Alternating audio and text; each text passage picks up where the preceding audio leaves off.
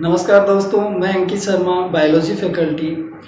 NEET में biology जो subject है उसको 2 पार्ट्स में डिवाइड किया गया है, बॉटनी एंड जूलॉजी।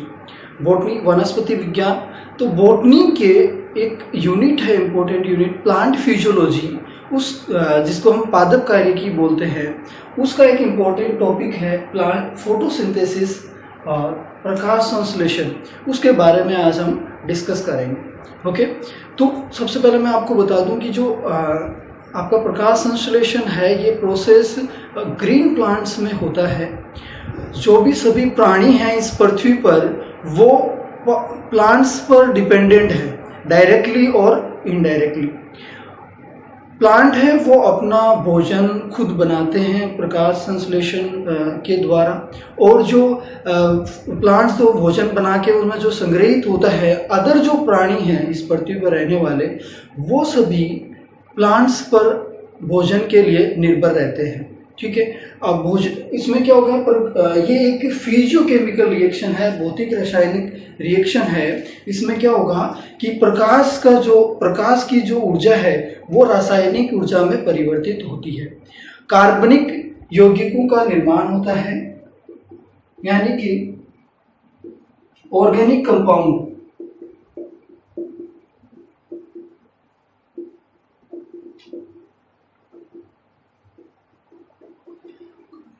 प्रकाश ऊर्जा से किसका, रासायनिक ऊर्जा का निर्माण होता है। ठीक है, ये सारा प्रोसेस होता है। इसमें इंपॉर्टेंस क्या है हम कह रहे हैं कि प्रकाश, आपको मैं बता दूं कि जो जीव जंतु हैं इस पृथ्वी पर, उनका जीवन यापन जो वो कर रहे हैं, उनके लिए प्रकाश संश्लेषण होना जरूरी है। अगर प्लांट प्रकाश संश्लेषण करते हैं तो भोजन का फॉर्मेशन करते हैं, और वो जो जीव जंतु हैं वो प्लांट्स पर निर्भर होते हैं। ठीक है, अब इसकी इंपॉर्टेंस क्या है।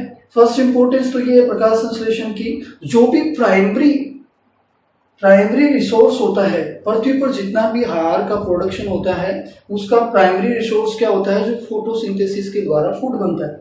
वायुमंडल में, एटमॉस्फेयर में O2 रिलीज करते हैं, दूसरा इसका ये मेन इंपॉर्टेंस हो गया। ठीक है, अब हम बात करते हैं कि फोटोसिंथेसिस के लिए क्या क्या आवश्यक होता है ग्रीन प्लांट में।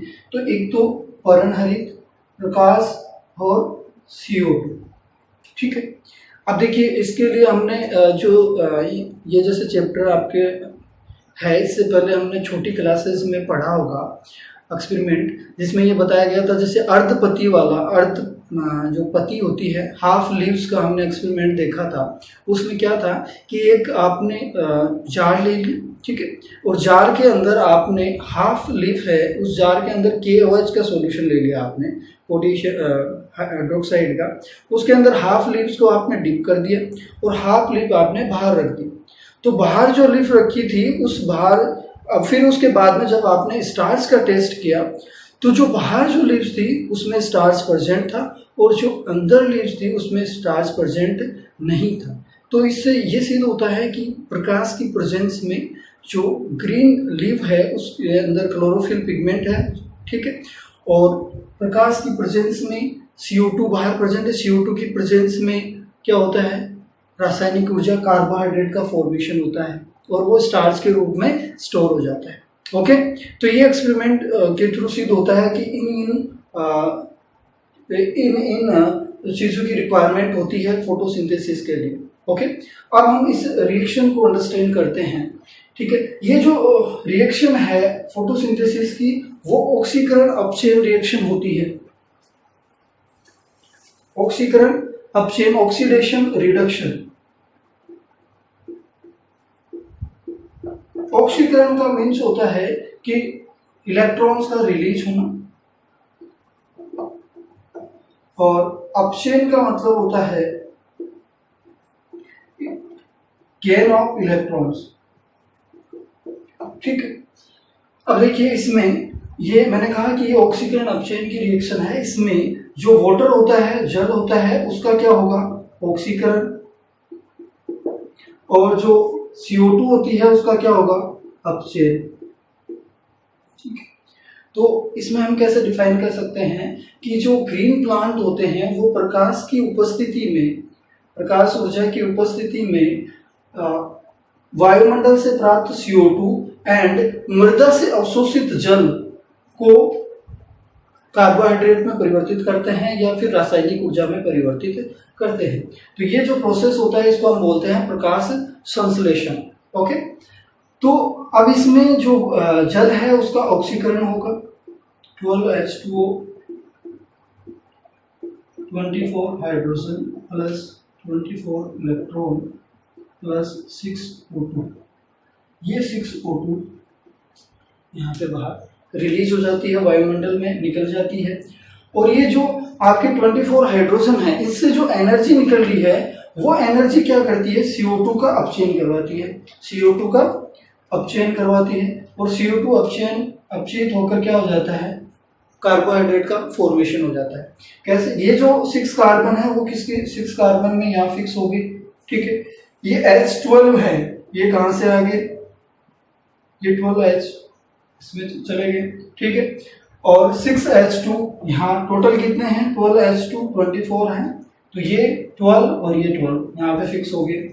ये ऑक्सीजन 12 ऑक्सीजन है जिसमें से 6 ऑक्सीजन और ये 6 ऑक्सीजन यहाँ फिक्स हो गए, ठीक है। तो ये पूरी रिएक्शन होती है ऑक्सीकरण एंड अपचयन की, जिसमें जल का क्या हो रहा है, ऑक्सीकरण। जल ऑक्सीकृत होकर जो एनर्जी निकलती है जल से, जल ऑक्सीकृत होकर O2 रिलीज करता है वायुमंडल में। अब ये जल से ही रिलीज होती है, इसके लिए बहुत सारे एक्सपेरिमेंट दिए गए थे अलग अलग साइंटिस्ट द्वारा, तो वो हम डिस्कस करेंगे। और इसमें देखिए आपके जो हाइड्रोजन इलेक्ट्रॉन जो एनर्जी निकल रही है वो एनर्जी क्या करवा रही है, CO2 को अपचयन करवा रही है और कार्बोहाइड्रेट में फिक्स करवा रही है, ठीक है। अब हम इसके बारे में प्रकाश संश्लेषण की मेथड्स के बारे में जानने से पहले इसकी थोड़ी सी हिस्ट्री के बारे में पढ़ेंगे कि कौन कौन से साइंटिस्ट जो आए थे और उन्होंने अपनी अपनी राय रखी थी, अपना अपना मत रखा था कि प्रकाश संश्लेषण के बारे में, तो उनके बारे में हम डिस्कस करते हैं। तो चलो हम अब हिस्ट्री के बारे में बात करते हैं, फोटोसिंथेसिस के इतिहास के बारे में। तो सबसे पहले साइंटिस्ट हैं स्टीफन हेल्स, ओके। 1727 में इन्होंने बताया कि प्लांट जो होते हैं वो अपना भोजन प्रकाश और वायु की उपस्थिति में बनाते हैं। फिर इनको प्लांट फिजियोलॉजी के फादर कहा गया, पादप कार्यकी के जनक। तो यहाँ से भी आपका एक क्वेश्चन बन सकता है कि प्लांट फिजियोलॉजी के जनक कौन है, ठीक है। दूसरे साइंटिस्ट है जोसेफ प्रिस्टले। 1770 में इन्होंने ऑक्सीजन की खोज की थी, ओके। इन्होंने बताया कि प्लांट की जो ग्रोथ के लिए, प्लांट जो होता है उसकी ग्रोथ के लिए हवा की महत्वपूर्ण भूमिका होती है, ओके। इन्होंने इस चीज को बताने के लिए, ऑक्सीजन की खोज के लिए इन्होंने एक एक्सपेरिमेंट प्रयोग किया था जिसमें इन्होंने बेलजार, मोमबत्ती, चूहा और पौधा इनको लेके और एक एक्सपेरिमेंट किया था। तो जैसे पहला जो बेलजार है, ये बेलजार है, इसमें ये मोमबत्ती है और ये चूहा है, ठीक है। उस प्राणी को यूज लिया जो ऑक्सीजन की प्रेजेंस में जो जिंदा रहते हैं और जिनको जिंदा रहने के लिए ऑक्सीजन की जरूरत होती है। तो देखिए यहाँ पे मोमबत्ती जल रही है। इनिशियली जब ओपन था बेलजार, शुरू में जब खुला था बेलजार, तो खुला होने की वजह से उसमें बेलजार के अंदर ऑक्सीजन आ गई। तो जितनी देर इनमें ऑक्सीजन रहती है तब तक वो मोमबत्ती जलेगी और चूहा जिंदा रहेगा। लेकिन जैसे ही बेलजार को हम बंद कर देते हैं तो मोमबत्ती बुझ जाती है और चूहा मर जाता है। ऐसा क्यों होता है? इसलिए होता है कि इनको ऑक्सीजन नहीं मिल पाती। थर्ड आप देखो बेलजार, इसमें एक पुदीने का पौधा भी रख दिया इन्होंने मोमबत्ती के साथ में और चूहे के साथ में। तो पौधे क्या करते हैं, वायुमंडल में जो हवा होती है उसको शुद्ध करते हैं। ये जो आपके प्राणी हैं या फिर मोमबत्ती है जिनकी वजह से क्षतिपूर्ति हुई है या जो क्षति पहुंची है वायुमंडल को, CO2 रिलीज हुई है, तो उस CO2 उसको शुद्ध करने के लिए, वातावरण को शुद्ध करने के लिए, वायुमंडल को शुद्ध करने के लिए प्लांट प्रेजेंट है। ये प्लांट क्या करते हैं, यहाँ से जैसे मान लीजिए इनसे CO2 निकली तो उस CO2 के उन्होंने फोटोसिंथेसिस के लिए यूज कर लिया। अब फोटोसिंथेसिस हुआ तो फोटोसिंथेसिस में हमने देखा कि वाटर जो होता है, जल के ऑक्सीकरण से क्या निकलती है, ऑक्सीजन रिलीज होती है। और वो ऑक्सीजन जब प्रेजेंट होगी बेलजार में तो ये प्राणी जिंदा रहेगा उस ऑक्सीजन को यूज कर, और मोमबत्ती भी जलती हुई रहेगी। तो इन्होंने इस एक्सपेरिमेंट के थ्रू सिद्ध किया था और ऑक्सीजन के बारे में बताया था कि ऑक्सीजन की किस तरीके से इम्पोर्टेंस है, वायु की, हवा की किस तरीके से इम्पोर्टेंस है प्लांट की ग्रोथ के लिए। थर्ड साइंटिस्ट है जेन इंजनहोज। इन्होंने 1779 में कहा कि सूर्य का प्रकाश अनिवार्य होता है। इन्होंने ये जो सेटअप है इसी को कंटिन्यूस समझाने के लिए क्या किया कि जलीय पादप है वो लिया, और जलीय पादप में एक पादप को तीव्र प्रकाश की प्रेजेंस में रख दिया, और एक पादप को उन्होंने जलीय पादप को क्या किया, डार्क में रख दिया, अंधेरे में रख दिया। अब जो तीव्र प्रकाश की उपस्थिति के कारण उसमें जहां से ग्रीन था पार्ट प्लांट का, वहां से क्या हुआ, बुलबुले निकल रहे थे, ऑक्सीजन के बुलबुले निकल रहे थे।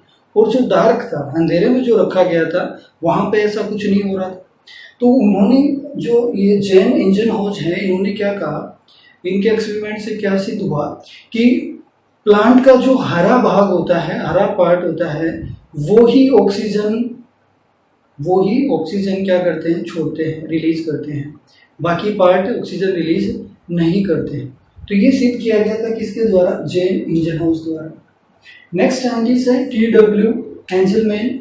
इन्होंने 1888 में जो प्रकाश संश्लेषण का पहला सक्रिय स्पेक्ट्रम, एक्सन स्पेक्ट्रम के बारे में इन्होंने बताया था, और इन्होंने अपना जो एक्सपेरिमेंट किया था वो क्लेडोफोरा या स्पाइरोगायरा के अंदर एक्सपेरिमेंट करके एक्सन स्पेक्ट्रम के बारे में बताया था। बाकी नेक्स्ट साइंटिस्ट के बारे में हम बात करते हैं। नेक्स्ट है वेन नील। ओके, इन्होंने 1930 में बताया कि प्रकाश संश्लेषण में जो O2 है वो जल से रिलीज होती है। O2 जो रिलीज होती है वो कहाँ से होती है, जल से रिलीज होती है। ये वेन नील जो साइंटिस्ट थे वो सूक्ष्मजीवी वैज्ञानिक थे। इन्होंने पर्पल बैक्टीरिया और ग्रीन बैक्टीरिया पे एक्सपेरिमेंट करके बताया था कि O2 है वो कहाँ से रिलीज होती है। देखिए जैसे प्लांट्स में है वो वाटर, CO2 और वाटर होते हैं, जिससे फिर कार्बोहाइड्रेट का फॉर्मेशन होता है। लेकिन जो बैक्टीरिया होते हैं, जीवाणु होते हैं, उनके अंदर H2S, वाटर नाम के क्या होते हैं, H2S। तो यहाँ से इसमें आपको देखो क्या रिप्रेजेंट हो रहा है, H2S से क्या निकल रहा है, सल्फर, और वहां पे H2S से क्या निकल रहा होता है, ऑक्सीजन। तो इससे क्या अंदाजा लगा सकते हैं हम कि ऑक्सीजन रिलीज होती है किससे, वाटर से। क्या होती है, ऑक्सीजन कहाँ से रिलीज होती है, वाटर से, फोटोसिंथेसिस में। तो ये वेन नील द्वारा बताया गया था पर्पल और ग्रीन बैक्टीरिया में। उसके बाद में नेक्स्ट साइंटिस्ट है रॉबर्ट हिल। इन्होंने 1937 में हिल रिएक्शन के थ्रू, हिल अभिक्रिया के थ्रू समझाया था। इन्होंने कहा कि इलेक्ट्रॉन एक्सेप्टर की उपस्थिति में, इसमें इलेक्ट्रॉन एक्सेप्टर की उपस्थिति में ऑक्सीजन जल से रिलीज होती है। ठीक है, देखिए यहाँ पे वाटर है, वाटर से हाइड्रोजन निकलते हैं, इलेक्ट्रॉन निकलते हैं और ऑक्सीजन रिलीज होती है। ये इलेक्ट्रॉन एक्सेप्टर है NADP, जिससे किसका फॉर्मेशन हो रहा है, NADPH2। तो इन्होंने हिल अभिक्रिया दी थी, रॉबर्ट हिल द्वारा क्या दिया गया था, हिल अभिक्रिया। नेक्स्ट साइंटिस्ट है S रूबेन और M कामेल। इन्होंने 1941 में रेडियो समस्थानिक O2-18 को यूज किया और फिर बताया कि ऑक्सीजन है वो कहाँ से रिलीज होती है, ऑक्सीजन वाटर से रिलीज होती है। अलग अलग साइंटिस्ट ने अपने अपने तरीके से एक्सपेरिमेंट किए। तो इन्होंने देखिए यहाँ पे जो वाटर लिया, उसमें जो ऑक्सीजन मॉलिक्यूल था वो कौन सा था, रेडियो समस्थानिक। ठीक है, तो यहाँ से अब देखिए जो ऑक्सीजन में निकल रहा है, यहाँ पे ये रेडियो समस्थानिक है, ये ऑक्सीजन 6। तो इससे ये सिद्ध होता है, ये रूबेन और M कामेल ने सिद्ध किया था कि जो ऑक्सीजन है वो वाटर से रिलीज होती है। नेक्स्ट साइंटिस्ट है इमर्सन एंड आर्नोल्ड। इन्होंने बताया, इन्होंने जो क्लोरेला है उस पर एक्सपेरिमेंट करते हुए बताया कि फोटोसिंथेसिस के लिए 2 प्रकाश तंत्र होते हैं और 2 प्रकाश संश्लेषी वर्णक या फोटो पिगमेंट्स होते हैं। ठीक है, इनके बारे में किसके द्वारा बताया गया, इमर्सन एंड आर्नोल्ड द्वारा। और साइंटिस्ट हैं उनकी हम बात करते हैं।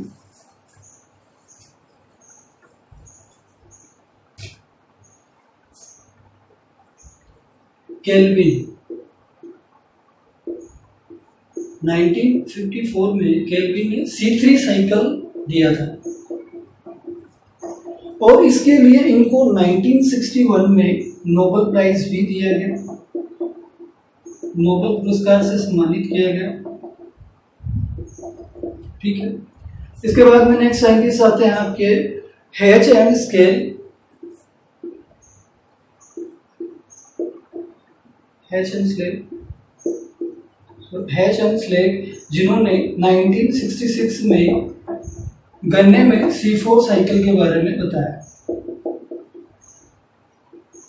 ओके, तो ये साइंटिस्ट थे, ये इतिहास था फोटोसिंथेसिस में जिन्होंने अलग अलग अपना योगदान दिया था। ठीक है, तो अब नेक्स्ट जो हमारा लेक्चर होगा, नेक्स्ट जो वीडियो होगा, उसमें हम डिस्कस करेंगे कि फोटो सिस्टम क्या है, पिगमेंट्स क्या होते हैं, कौन सी लाइट फोटो सिंथेसिस जो एक्टिव रेंज होती है, वो उन सभी के बारे में, लाइट रिएक्शन क्या है, डार्क रिएक्शन क्या है, वो आने वाले वीडियोज में हम डिस्कस करेंगे। धन्यवाद।